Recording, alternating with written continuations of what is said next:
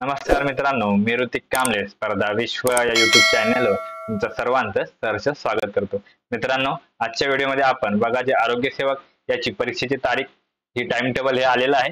येणाऱ्या 10 ते 15 दिवसांमध्ये बघा त्याची परीक्षा ही होणार आहे. तर त्यासाठी येणाऱ्या या कालामध्ये आपल्याला रिव्हिजन करायची आहे. तर आजपासून आपण रिव्हिजन बॅच सुरू करणार आहोत. यामध्ये डेली तुम्हाला 50 प्रश्न भेटणार आहेत. याची संपूर्ण पीडीएफ आपल्या टेलिग्राम चॅनलवर भेटून जाईल. तसेच बघा तुम्ही याआधी आपले लेक्चर म्हणजेच बघा प्रत्येक टॉपिक वाईज आपण लेक्चर घेतलेले आहेत. ते जर तुम्ही पाहिले नसतील तर आपल्या चॅनलवर त्यांचे लेक्चर व्हिडिओ तुम्हाला फ्रीमध्ये भेटून जातील, ते तुम्ही पाहू शकता. तसेच आजपासून डेली आपण 50 प्रश्न घेणार आहोत. यामध्ये म्हणजेच बघा आपण रिव्हिजन साठी घेणार आहोत. यामध्ये तुम्हाला जर तुम्ही सर्व आधीचे लेक्चर आपले पाहिले असतील तर त्यातले काही प्रश्न असतील आणि सोबतच आपण नवीन सुद्धा प्रश्न याच्यामध्ये ऍड करणार आहोत.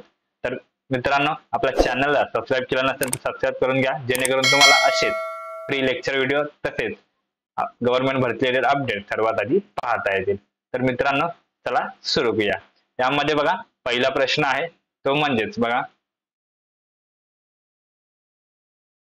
हास्यमंडल हे कशाला दूर करण्याचा उपाय आहे. हास्यमंडल हे कशाला दूर करण्याचा उपाय आहे, तर त्याचं उत्तर आहे ते म्हणजेच बघा ताणतणाव. हास्यमंडल हे ताणतणाव कशाचं, तर बघा ताणतणाव दूर करण्याचा हा एक उपाय आहे. मित्रांनो, तुम्हाला बघा प्रश्न हे बेसिक पद्धतीने विचारलेला आहे. 10वीच्या बेसवर तुम्हाला प्रश्न हे विचारले जाणार आहे. त्यामुळे एकदम डिटेल मध्ये अभ्यास करू नका.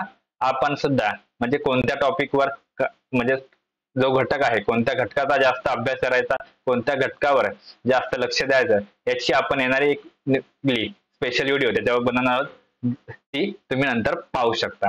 तर बघा आपण फटाफट जे 50 प्रश्न जर आपण डिटेल मध्ये बघत गेलो तर व्हिडिओ खूप मोठा होईल, त्यामुळे आपण थोडे फास्ट घेणार आहोत. तर यामध्ये दुसरा प्रश्न आहे तो म्हणजे बघा सायबर गुन्ह्यांवर नियंत्रण ठेवण्यासाठी स्वतंत्र विभाग निर्माण करणारे देशातील पहिले राज्य कोणते आहे. बघा जर सायबर गुन्ह्यांवर नियंत्रण ठेवण्यासाठी स्वतंत्र विभाग निर्माण करणारे देशातील पहिले राज्य कोणते आहे, तर त्याचं उत्तर आहे ते म्हणजेच बघा महाराष्ट्र. ठीक आहे. तर सायबर गुन्ह्यांवर नियंत्रण ठेवण्यासाठी स्वतंत्र विभाग निर्माण करणारे देशातील पहिले राज्य कोणते, तर ते महाराष्ट्र हे आहे. हे लक्षात ठेवा. या पुढील प्रश्न तिसरा प्रश्न आहे, एखाद्या पाळीव प्राण्यांचे संगोपन या छंदामुळे आपल्या विचारसरणीवर कसा फरक पडतो. एखाद्या पाळीव प्राण्याचे संगोपन करतो आपण, त्याच्यामुळे त्या छंदामुळे आपल्या विचारसरणीवर कशा प्रकारे फरक पडतो, तर त्याचं उत्तर होईल ते म्हणजे बघा सकारात्मक फरक पडतो. कारण का आपल्याला एक पॉझिटिव्ह एनर्जी त्यातून मिळत असते. कशामधून, तर बघा पाळीव प्राण्यांचे संगोपन या छंदामधून. या पुढील चौथा प्रश्न बघा, स्त्रियांचे जीवन सुरक्षित करण्यासाठी कोणता सामाजिक निर्धारक आवश्यक असतो. आता स्त्रियांचे जीवन सुरक्षित करण्यासाठी कोणता सामाजिक निर्धारक हा आवश्यक असतो, त्यासाठी त्याचे उत्तर आहे ते म्हणजे बघा स्त्री पुरुष समानता. स्त्रियांचे जीवन सुरक्षित करण्यासाठी स्त्री पुरुष समानता हा सामाजिक निर्धारक आवश्यक असतो. तर या पुढील पाचवा प्रश्न आहे तो म्हणजे बघा शासनाची, संस्थाची किंवा कंपन्यांची इंटरनेटवरील महत्वाची गोपनीय माहिती वेगवेगळे संगणकीय प्रणाली वापरून मिळवली जाते व त्याचा गैरवापर होतो, त्याला काय म्हणतात. तर त्याचं उत्तर आहे ते म्हणजे बघा हॅकिंग ऑफ इन्फॉर्मेशन. त्याला हॅकिंग ऑफ इन्फॉर्मेशन असे म्हटले जाते. बघा एखादी शासन, गव्हर्नमेंटची किंवा एखाद्या संस्थेची, कंपन्यांची इंटरनेटवरील जी गोपनीय इम्पॉर्टंट जी महत्वाची माहिती असते ती म्हणजे हॅक करून मिळवली जाते आणि त्याचा गैरवापर केला जातो, त्याला काय बोलतात, तर बघा हॅकिंग ऑफ इन्फॉर्मेशन असे म्हटले जाते. आपण बघा 50 प्रश्नांमध्ये प्रत्येक एका टॉपिकवरच नाही घेणार, तर सर्व 50 प्रश्न हे सर्व टॉपिक्स मधून मिक्स प्रश्न घेणार आहोत. त्यामुळे तुम्हाला अभ्यास कितपर्यंत झालाय हे समजून येईल. तसेच बघा 6वा प्रश्न, जेव्हा 2 किंवा 2 पेक्षा अधिक मूलद्रव्ये एकत्र येतात आणि त्यापासून जो नवीन घटक तयार होतो त्याला काय म्हणतात. बघा हा संयोजे या टॉपिक मधला प्रश्न आहे.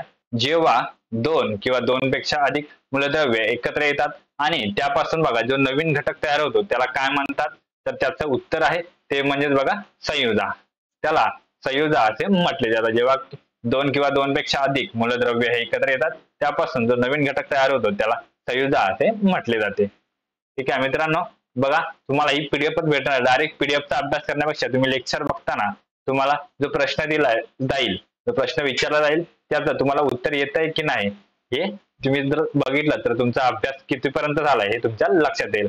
तसेच पुढचा प्रश्न आहे, तापमान, दाब यांच्यासारखे परिमापी बदलल्यामुळे कोणते बदल होतात? बघा, जे तापमान आहे, दाब आहे यांच्यासारखे जे परिमापी असतात त्यांचा बदल केला तर त्यामध्ये कोणते बदल होतात? त्याचं उत्तर आहे ते म्हणजे बघा भौतिक बदल. जेव्हा तापमान, दाब यांच्यासारखे परिमापी बदलल्यामुळे त्याच्यामध्ये बघा भौतिक बदल हे होत असतात. 8वा प्रश्न, जेव्हा एका संयुगातील कमी अभिक्रियाशील मूलद्रव्याच्या आयनाची जागा दुसरे जास्त अभिक्रियाशील मूलद्रव्य स्वतः आयन बनवून घेते त्या रासायनिक अभिक्रियेला काय म्हणतात? त्याचं उत्तर आहे ते म्हणजे बघा विस्थापन अभिक्रिया. जेव्हा एका संयुगातील कमी अभिक्रियाशील मूलद्रव्याच्या आयनाची जागा दुसरे जास्त अभिक्रियाशील मूलद्रव्य स्वतः आयन बनवून घेते त्या रासायनिक अभिक्रियेला काय म्हणतात? तर विस्थापन अभिक्रिया असे त्याला म्हटले जाते. या पुढील बघा 9वा प्रश्न आहे, पृथ्वीवर येणाऱ्या सूर्याच्या अतिनील किरणांपासून पृथ्वीवर कोणता थर वाचवतो? बघा, सूर्यापासून जे पृथ्वीवर येणारे अतिनील किरण असतात त्यांपासून पृथ्वीचे संरक्षण हे कोण करतं? पृथ्वीला कोणता थर ते वाचव म्हणजे त्यापासून पृथ्वीवर कोणत्या प्रकारचे आवरण असते, कोणते थर असते, तर त्याचं नाव आहे ते म्हणजे बघा ओझोन वायूचा थर. पृथ्वीवर येणाऱ्या सूर्याच्या अतिनील किरणांपासून पृथ्वीवरील बघा ओझोन वायूचा थर हे त्याचे संरक्षण करत असतो. 10वा प्रश्न बघा, लोखंडाचे पत्रे गंजू नयेत त्यासाठी त्यावर कोणत्या धातूचा थर दिला जातो? बघा, जे लोखंडाचे पत्रे असतात ते लवकर गंजू नये, पावसात पाण्याच्या कॉन्टॅक्ट मध्ये आल्यानंतर जे लोखंडाला गंज पकडतो ते लवकर गंजू नये त्यासाठी त्याच्यावर कोणत्या धातूचा थर दिला जातो? कोणत्या धातूचा मुलामात चढवला जातो? तर त्याचं उत्तर आहे ते म्हणजे बघा जस्त. जेव्हा लोखंडाचे पत्रे गंजू नये त्यासाठी त्यावर बघा जस्त या धातूचे बघा थर हा दिला जातो. या पुढील 11वा प्रश्न म्हणजे बघा पेशी विज्ञान म्हणजेच काय? पेशी विज्ञान कशाला म्हणतात? तर त्याचं उत्तर आहे ते म्हणजे बघा पेशींचे प्रकार, पेशींची रचना आणि पेशींचे अंगके याचा अभ्यास केला जातो, याला पेशी विज्ञान असे म्हटले जाते. आता परीक्षेला तुम्हाला बघा अशा प्रकारे पेशी विज्ञान म्हणजे काय असं नाही विचारणार, तर त्याचं उत्तर दिलेलं आहे म्हणजे बघा पेशींचे प्रकार, पेशींची रचना आणि पेशीतील अंगके यांचा अभ्यास केला जातो, त्याला काय म्हणतात? मग पर्यायामध्ये तुम्हाला पेशी विज्ञान हे ऑप्शन दिला असेल. म्हणजे बघा प्रश्न हाच असतो, फक्त त्यांची विचारण्याची ट्रिक ही वेगळी असते. 12वा प्रश्न, जैवतंत्रज्ञानातील क्लोनिंग नंतरची क्रांतिकारी घटना कोणती आहे? जैवतंत्रज्ञानातील क्लोनिंग नंतरची क्रांतिकारी घटना कोणती आहे? त्याचं उत्तर आहे ते म्हणजे मूलपेशी संशोधन. बघा, जैवतंत्रज्ञानातील क्लोनिंग नंतरची क्रांतिकारी घटना कोणती? तर मूलपेशी संशोधन ही आहे. 13वा प्रश्न बघा, इन्सुलिन तयार होण्याच्या क्षमतेशी संबंधित विकार कोणता आहे? बघा, इन्सुलिन तयार होण्याच्या क्षमतेबद्दल म्हणजे क्षमतेशी संबंधित कोणता विकार आहे, कोणता रोग आहे? तर त्याचं नाव आहे ते म्हणजेच मधुमेह म्हणजेच डायबिटीज. बघा, इन्सुलिन तयार होण्याच्या क्षमतेशी संबंधित कोणता? तर मधुमेह म्हणजे डायबिटीज हा रोग आहे की म्हणजे हा विकार आहे. 14वा प्रश्न बघा, गर्भधारणेनंतर किती दिवसापासून पेशींच्या विशेषीकरणाला सुरुवात होते? गर्भधारणेनंतर किती दिवसापासून पेशींच्या विशेषीकरणाला सुरुवात होते? तर त्याचं उत्तर आहे ते म्हणजे बघा 14व्या दिवसापासून. एका गर्भधारणा झाल्यानंतर 14व्या दिवसापासून पेशींच्या बघा विशेषीकरणाला सुरुवात ही होत असते. 15वा प्रश्न, जैवतंत्रज्ञानाने कोणत्यासाठी घातक असणारे विष कापसाच्या पानामध्ये आणि बोंडांमध्ये तयार केले जाते? बघा, जैवतंत्रज्ञानामध्ये कोणासाठी घातक असणारे विष हे कापसाच्या पानामध्ये आणि बोंडांमध्ये तयार केले जाते? तर त्याचं उत्तर आहे ते म्हणजे बघा बोंड अळीला. जैवतंत्रज्ञानाने कोणासाठी बघा बोंड अळीला घातक असणारे विष हे पानामध्ये आणि बोंडामध्ये तयार केले जाते, त्यामुळे जे कापसाच्या झाडावर जी बोंड अळी असते ती यामधून नष्ट लवकरात लवकर होऊन जाते. त्यापुढील प्रश्न, सर्वप्रथम अवकाशयानातून अवकाशात जाणारा मानव कोण व कोणत्या देशाचा होता? त्याचं उत्तर आहे ते म्हणजेच युरी गागरिन. ठीक आहे, आणि तो रशिया या देशाचा होता. तर बघा, सर्वप्रथम अवकाशयानातून अवकाशात जाणारा प्रश्न बघून घ्या, मानव कोण आहे? आणि नील आर्मस्ट्रॉंग हा चंद्रावर पाऊल ठेवणारा पहिला जो माणूस होता किंवा मानव होता. तसेच सर्वप्रथम अवकाशात जाणारा मानव कोणता? तर युरी गागरिन हा होता. त्यामध्ये कन्फ्युजन होऊ नका, कारण का खूप जण यापुढील 17वा प्रश्न, नैसर्गिक उपग्रह म्हणजे काय? नैसर्गिक उपग्रह कशाला म्हणतात? तर त्याचं उत्तर आहे ते म्हणजे बघा पृथ्वीची किंवा एखाद्या ग्रहाची नियमित कक्षेत परिक्रमा करणारी खगोलीय वस्तू म्हणजेच काय? तर नैसर्गिक उपग्रह होय. म्हणजे बघा पृथ्वीची नैसर्गिक उपग्रह कोणता आहे? तर चंद्र हा पृथ्वीचा नैसर्गिक उपग्रह आहे. 18वा बघा, दिशादर्शक उपग्रह किती उंचीवरून भ्रमण करतात? दिशादर्शक जे उपग्रह असतात ते किती उंची वरून बघा भ्रमण करत असतात? तर त्याचं उत्तर आहे ते म्हणजे बघा भूपृष्ठापासून म्हणजे जमिनीपासून 20,200 किलोमीटर अंतरावर दिशादर्शक उपग्रह हे भ्रमण करत असतात. 19वा प्रश्न, अवकाशयानाने पाठवलेले पहिले यान कोणते आहे? बघा अवकाशयानाने पाठवलेलं पहिले यान कोणते आहे? त्याचं नाव काय आहे? ते म्हणजेच आहे बघा लुना 2. म्हणजे हे बघा 1956 रोजी सोव्हिएत युनियनने पाठवले होते अवकाशामध्ये पहिले यान कोणते? तर लुना 2 हे आहे. 20वा प्रश्न बघा, भारताने अवकाशात सोडलेला फक्त शैक्षणिक क्षेत्रासाठी वापरला जाणारा उपग्रह कोणता आहे? भारताने जो अवकाशामध्ये सोडलेला फक्त बघा शैक्षणिक क्षेत्रासाठी वापरला जाणारा उपग्रह कोणता आहे? तर त्याचं नाव आहे ते म्हणजे बघा एड्युसॅट हे त्याचं नाव आहे. कशाचं? बघा भारताने अवकाशात सोडलेला फक्त शिक्षण क्षेत्रासाठी वापरला जाणारा उपग्रह कोणता? तर एड्युसॅट असं त्याचं नाव आहे. 21वा प्रश्न बघा, मानवी शरीरात रक्त न गोठण्याचे कारण काय आहे? बघा मानवी शरीरामध्ये जे रक्त न गोठण्याचे कारण काय आहे? तर त्याचं उत्तर आहे ते म्हणजेच बघा हिप्रिन. हिप्रिन हे मानवी शरीरात रक्त न गोठण्याचे कारण आहे. तसं 22वा प्रश्न आहे, अन्नाचे संपूर्ण पचन होण्यासाठी किती कालावधी लागतो? आपण एखादे अन्न खातो त्याचे संपूर्ण पचन होण्यासाठी टोटल किती कालावधी लागतो? किती वेळ लागतो? तर त्याचं उत्तर आहे ते म्हणजेच बघा 12 तास. अन्नाचे संपूर्ण पचन होण्यासाठी किती? तर 12 तास एवढा कालावधी लागतो. 23वा प्रश्न बघा, आपल्या शरीरात स्पायनल नर्व्हच्या एकूण किती जोड्या असतात? आपल्या शरीरामध्ये स्पायनल नर्व्ह असते त्याच्या एकूण किती जोड्या असतात? तर त्याचं उत्तर आहे ते म्हणजे बघा टोटल 31 जोड्या असतात आपल्या शरीरामध्ये. कसला? तर स्पायनल नर्व्ह याच्या. 24वा प्रश्न, मानवी शरीराचा किती टक्के भाग हा प्रथिनांनी बनलेला असतो? मानवी शरीर याचा किती टक्के भाग हा प्रथिनाने बनलेला असतो? तर त्याचं उत्तर आहे ते म्हणजेच बघा 15% भाग हा कशाने? तर प्रथिनाने बनलेला असतो.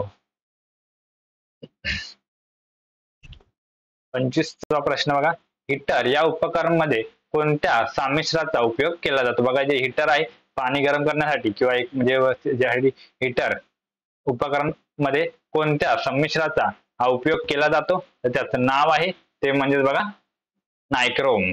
बघा हीटर या उपकरणामध्ये कोणत्या? तर नायक्रोम या संमिश्राचा उपयोग केला जातो. 26वा प्रश्न बघा, आपत्ती म्हणजे काय? त्याचं उत्तर काय? आपत्ती म्हणजेच काय?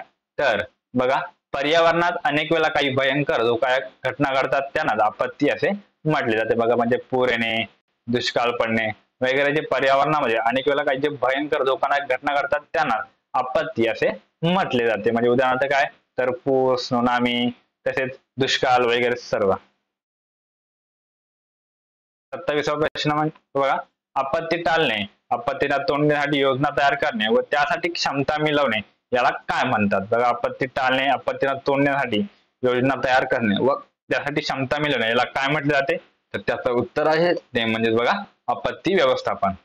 याला आपत्ती व्यवस्थापन असे म्हटले जाते. 28वा प्रश्न बघा, UNDRO चा फुल फॉर्म काय आहे?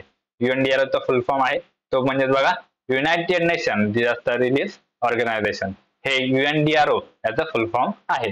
बघा परीक्षेला फुल फॉर्म सुद्धा विचारले जातात त्यामुळे जे महत्वाचे फुल फॉर्म आहेत ते पाठ करूनच ठेवा. 29वा प्रश्न बघा, महाराष्ट्रामध्ये राष्ट्रीय आपत्ती प्रतिसाद दलाचे कार्य कोणाच्या माध्यमातून चालू आहे? महाराष्ट्रामध्ये राष्ट्रीय आपत्ती प्रतिसाद दलाचे कार्य कोणाच्या माध्यमातून चालू आहे? ते म्हणजे बघा केंद्रीय राखीव पोलीस दल यांच्या मार्फत बघा हे जे राष्ट्रीय आपत्ती प्रतिसाद दलाचे कार्य चालू आहे. म्हणजे काय? तर NDRF चे जवान आपण म्हणतो त्यालाच केंद्रीय राखीव पोलीस दल असे म्हटले जाते. तिसरा प्रश्न बघा, जंगल वणवा, तण फैलाव, संसर्गजन्य विषाणू या आपत्ती कोणत्या प्रकारामध्ये येतात? जे हा बघा जंगल वणवा झालं, तण फैलाव, तसेच बघा संसर्गजन्य विषाणू या आपत्ती कोणत्या प्रकारामध्ये येतात, कोणत्या आपत्तीच्या प्रकारामध्ये येतात? तर त्याचं उत्तर आहे ते म्हणजे बघा जैविक आपत्ती. जंगल वणवा, तण फैलाव तसेच संसर्गजन्य जीवाणू ह्या आपत्ती बघा जैविक आपत्ती या प्रकारामध्ये मोडतात. 31वा प्रश्न बघा, गुरुत्वाकर्षणाचा शोध कोणी लावला? याचं उत्तर तर सर्वांना माहितीच असेल, तर बघा न्यूटन यांनी गुरुत्वाकर्षणाचा शोध हा लावला आहे. इतका साधा सोपा प्रश्न पडेल असं वाटत नाही, परंतु लक्षात ठेवा गुरुत्वाकर्षणाचा शोध कोणी लावला? तर न्यूटन याने लावला होता. 32वा प्रश्न बघा, न्यूटनने गणिताच्या एका नवीन शाखेचा शोध लावला, ती शाखा कोणती आहे? आता न्यूटनने जे गुरुत्वाकर्षणाचा शोध लावला हे सर्वांना माहिती आहे. तसेच बघा न्यूटनने गणिताच्या एका नवीन शाखेचा सुद्धा शोध लावलेला आहे. तर ती शाखा कोणती आहे? त्याचं नाव आहे ते म्हणजे बघा कॅल्क्युलस. न्यूटनने गणिताच्या एका नवीन शाखेचा शोध लावला, ती शाखा कोणती? तर ती कॅल्क्युलस ही शाखा आहे. तिसरा प्रश्न बघा, वैश्विक गुरुत्वीय स्थिरांक याला इंग्रजी म्हणजे बघा याला कोणत्या इंग्रजी अक्षराने संबोधतात? म्हणजे जे वैश्विक गुरुत्वीय स्थिरांक आहे त्याला कोणत्या इंग्रजी अक्षराने संबोधले जाते किंवा दर्शविले जाते? तर त्याचं उत्तर आहे ते म्हणजेच जी. ठीक आहे, बघा वैश्विक गुरुत्वीय स्थिरांक याला कोणत्या? तर बघा जी या इंग्रजी अक्षराने संबोधतात. 34वा प्रश्न बघा, पृथ्वीचे वस्तुमान केंद्र कोठे आहे? पृथ्वीचे जे वस्तुमान केंद्र आहे ते कोठे आहे? तर त्याचं उत्तर आहे ते म्हणजे बघा केंद्रबिंदू मध्ये. पृथ्वीचे वस्तुमान केंद्र हे त्याच्या पृथ्वीच्या केंद्रबिंदू मध्ये आहे. 35वा प्रश्न बघा, पृथ्वीच्या खोलीनुसार आत गेल्यानंतर जी च्या मूल्यावर काय फरक पडतो? बघा पृथ्वीच्या खोलीनुसार आत गेलो आपण तर जी चे जे म्हणजे बघा वैश्विक गुरुत्वीय स्थिरांक आहे याचे जे मूल्य असते त्या मूल्यावर काय फरक पडतो?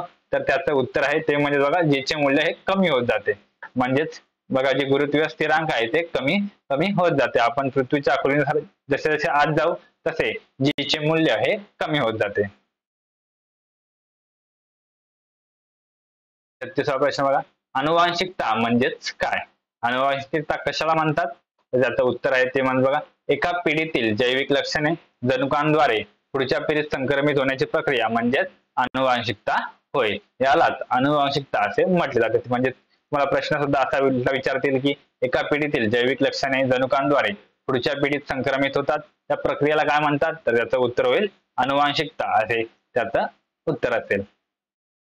म्हणजेच बघा डायबिटीज झालं म्हणजे एकापासून दुसऱ्या, तसेच ज्या काही सवयी असतात म्हणजे ज्या वडिलांकडून मुलाला भेटतात त्याला सुद्धा आपण अनुवंशिकता असे म्हणू शकतो. 37वा प्रश्न, कोणत्या अनुवंश वैज्ञानिकांनी जीवाणूच्या पेशीत DNA द्वारे होणाऱ्या प्रथिन संश्लेषणाच्या प्रक्रियेची प्रतिकृती तयार केली आहे? म्हणजे बघा कोणते जे अनुवंश वैज्ञानिक आहेत वैज्ञानिकांनी जीवाणूंच्या पेशीत DNA द्वारे होणाऱ्या प्रथिन संश्लेषणाच्या प्रक्रियेची प्रतिकृती तयार केलेली आहे? तर त्याचं उत्तर आहे ते म्हणजे बघा प्रॉकॉइस जेकॅब. इथे असा प्रकार आहे प्रॉकॉइस जेकॅब आणि जॅक मोनॉड या अनुवंश वैज्ञानिकांनी जीवाणूंच्या पेशीत DNA द्वारे जे होणारे प्रथिन संश्लेषण आहे त्याच्या प्रक्रियेची प्रतिकृती तयार केलेली आहे. 38वा प्रश्न, उत्क्रांती म्हणजे काय? उत्क्रांती म्हणजे काय? तर याचं उत्तर आहे ते म्हणजे बघा नैसर्गिक निवडीला प्रतिसाद म्हणून सजीवांच्या एखाद्या वर्गाच्या विशिष्टपूर्ण लक्षणांमध्ये अनेक पिढ्यांपर्यंत बदल घडण्याच्या ज्या प्रक्रियेमुळे अखेर नव्या जीवजाती निर्माण होतात ती प्रक्रिया म्हणजेच काय? तर उत्क्रांती असे होय. या पुढील प्रश्न बघा, कार्बनी वयमापन पद्धत कोणी विकसित केली आहे? याचं उत्तर आहे ते म्हणजेच बघा विलार्ड लिबी यांनी 1954 मध्ये कार्बनी वयमापन पद्धत ही विकसित केली होती. 40वा प्रश्न बघा, प्रथिनांची निर्मिती कशामार्फत घडून येते हे जॉर्ज बिडल आणि एडवर्ड टेटम यांनी दाखवून दिले. बघा प्रथिनांची निर्मिती कशामार्फत होते? तर बघा त्याचं उत्तर आहे हे जनिकांमार्फत होते. तुम्हाला अशा प्रकारे सुद्धा प्रश्न विचारला जाईल की प्रथिनांची निर्मिती कशामार्फत होते, तर ती जनुकांमार्फत होते. आणि ते कोणी दाखवून दिले, तर बघा जॉर्ज बिडल आणि एडवर्ड टेटम यांनी ते दाखवून दिले आहे. 41 प्रश्न बघा, बर्फाचे किती डिग्री सेल्सिअस तापमानात पाण्यामध्ये रूपांतर होते. एक जे आपण पाण्याचा बर्फ होतो त्या बर्फाचे किती डिग्री सेल्सिअस तापमानामध्ये पाण्याचे रूपांतर होते, बघा पाण्यामध्ये रूपांतर होते, तर त्याचं उत्तर आहे ते म्हणजे बघा 0 डिग्री सेल्सिअस तापमानामध्ये बर्फाचे रूपांतर हे पाण्यामध्ये होते. या पुढील बघा 42 प्रश्न आहे, तो म्हणजे स्थिर तापमानात द्रवाचे रूपांतर वायूमध्ये होत असताना शोषला गेलेला उष्णतेस काय म्हणतात, तर त्याचं उत्तर आहे ते म्हणजेच बघा बाष्पनाचा अप्रकट उष्मा. बघा जेव्हा स्थिर तापमानात द्रवाचे रूपांतर हे वायूमध्ये होत असताना शोषला गेलेला जी उष्णता असते त्या उष्णतेस काय म्हटले जाते, तर बघा बाष्पनाचा अप्रकट उष्मा असे त्याला म्हटले जाते. पुढचा प्रश्न, एका विशिष्ट तापमानाची असंपृक्त हवा घेतली व तिचे तापमान कमी करत नेले तर ते तापमान कमी होताना ज्या तापमानास हवा बाष्पाने संपृक्त होते त्याला काय म्हणतात, तर त्याचं उत्तर आहे ते म्हणजेच बघा दवबिंदू तापमान असे त्याला म्हटले जाते. जेव्हा एका विशिष्ट तापमानाची असंपृक्त हवा घेतली जाते व तिचे तापमान हळूहळू कमी करत गेले आणि त्या कमी करत असताना ज्या तापमानात हवा बाष्पाने संपृक्त होते त्याला काय म्हणतात, तर दवबिंदू तापमान असे त्याला म्हटले जाते. 44 बघा, एक एक आकारमानाच्या हवेमध्ये असलेल्या पाण्याच्या वाफेच्या वस्तुमानास काय म्हटले, बघा एका आकारमानाच्या हवेमध्ये असलेल्या पाण्याच्या वाफेच्या वस्तुमानास काय म्हटले जाते, काय म्हणतात, तर त्याचं उत्तर आहे ते म्हणजे बघा निरपेक्ष आर्द्रता हे त्याला वस्तुमानास म्हटले जाते.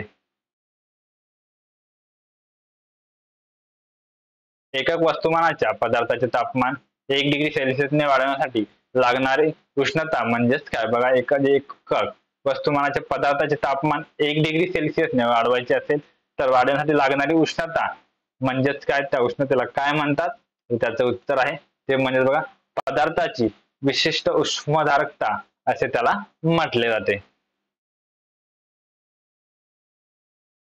या पुढचा प्रश्न बघा, पाव, चीज, वाईन यांसारखे विविध उत्पादने घेण्यासाठी कोणती प्रक्रिया वापरली जाते, बघा पाव, चीज आणि वाईन यांसारखी उत्पादने म्हणजे बघा पाव बनवण्यासाठी, चीज, वाईन बनवण्यासाठी जे म्हणजे उत्पादन घेण्यासाठी कोणती प्रक्रिया वापरली जाते, तर त्याचं उत्तर आहे ते म्हणजे बघा किण्वन प्रक्रिया.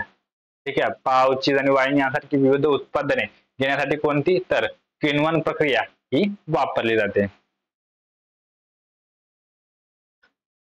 47 प्रश्न, कवकांपासून मिळवलेला कोणता विकार उपयोगात आणून शाकाहारी चीज तयार होते. ठीक आहे, इथे तयार आहे.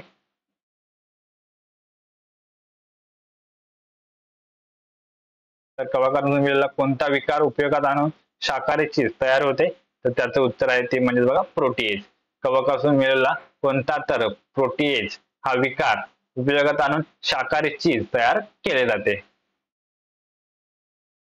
पुढचा प्रश्न, आधुनिक भूमिभरण स्थळांत कचऱ्याचे विघटन जलद व्हावे त्यासाठी त्यामध्ये काय मिसळतं, बघा जे भूमिभरण स्थळ असतात त्याच्यामध्ये कचऱ्याचे विघटन लवकर म्हणजे जलद व्हावे त्यासाठी त्यामध्ये काय मिसळले जाते, तर त्याचं उत्तर आहे ते म्हणजे बघा बायो रिएक्टर. आधुनिक भूमिभरण स्थळांमध्ये कचऱ्याचे विघटन जलद व्हावे यासाठी त्यामध्ये बायो रिएक्टर हे मिसळले जाते. कचरा भरण्यास हल्ली वापरात आलेले जैव विघटनशील प्लास्टिक याला काय म्हणतात, बघा पुढचा प्रश्न काय, तर कचरा भरण्यास हल्ली वापरण्यात आलेले जे जैव विघटनशील प्लास्टिक आहे त्या प्लास्टिकाला काय म्हटले जाते, तर त्याचं उत्तर आहे ते म्हणजे बघा इथे पॉलिलॅक्टिक ऍसिड असे जैव विघटनशील प्रॅक्टिस आहे त्याला म्हटले जाते, काय तर पॉलिलॅक्टिक ऍसिड याचं उत्तर आहे. या पुढील शेवटचा प्रश्न आहे तो म्हणजे कोणत्या आम्लामुळे दुधातील प्रथिनांचे क्लथन होण्याची क्रिया घडत असते, बघा कोणत्या आम्लामुळे दुधातील जे प्रथिने असते त्यांची क्लथन होण्याची क्रिया घडत असते, उत्तर आहे ते म्हणजे बघा लॅक्टिक. लॅक्टिक या आम्लामध्ये लॅक्टिक ऍसिड मुळे दुधातील प्रथिनांचे क्लथन होण्याची क्रिया ही घडत असते. मित्रांनो संपूर्ण आपण 50 प्रश्न बघितले आहेत. डेली आपण असे रिव्हिजन घेणार आहोत, डेली 50 प्रश्न घेणार आहोत. हे सर्व टॉपिक मधून मिक्स करून आपण हे प्रश्न असणार आहेत। तर बघा, तुम्ही आपल्या चॅनलवर नवीन असाल तर सबस्क्राईब करून घ्या, जेणेकरून आपण हे डेली लेक्चर घेणार आहोत, त्याची तुम्हाला डेली ही व्हिडिओ मिळत जाईल। तसेच याची संपूर्ण PDF आपल्या टेलिग्राम चॅनलवर अपलोड केलेली आहे। टेलिग्राम चॅनलची लिंक या व्हिडिओच्या डिस्क्रिप्शन बॉक्स मध्ये आहे, तिथे जाऊन तुम्ही टेलिग्राम चॅनल जॉईन करू शकता आणि संपूर्ण PDF तुम्हाला तिथे फ्री मध्ये भेटून जाईल। तसेच मित्रांनो, व्हिडिओ कसा वाटला हे कमेंट करा आणि आपल्या चॅनलवर नवीन असाल तर सबस्क्राईब करायला विसरू नका।